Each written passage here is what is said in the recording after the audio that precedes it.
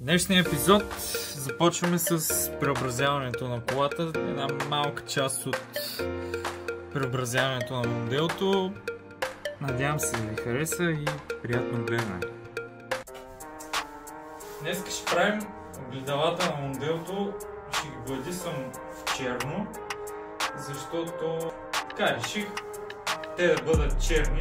Единствените елементи от колата, които ще бъдат черни. Цялата кола ще бъде в един друг цвят, определен фордски цвят. Няма да го издавам още. Така че нека се залагаме за работа.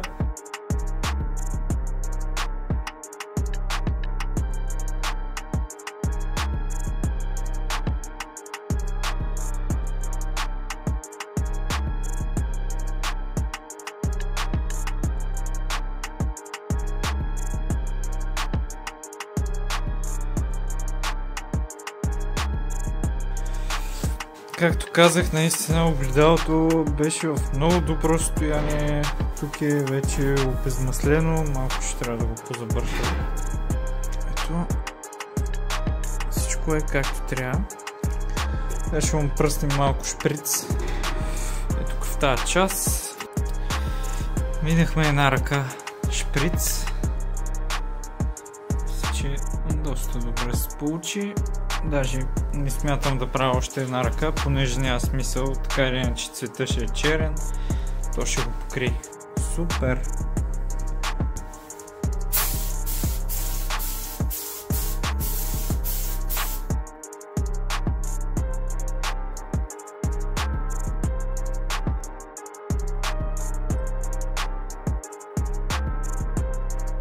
Ето го и дясното огледало. Той има повече забележки, но ще ги оправим, не е нещо страшно. Ето това е дясното огледало. Заформили сме го, само ето тук ще трябва да му изградим малко китче да му сложим, за да нямаме такива бабунки. Всичко тук е зачистено и почти готово за пръскане.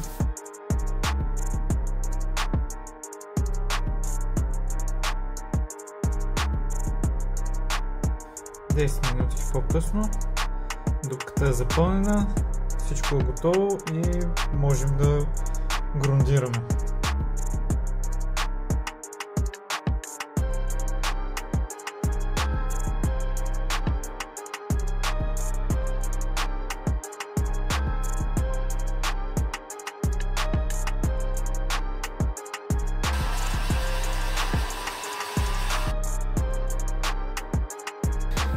Монди без огледала. Много смешно изглежда без огледала колата.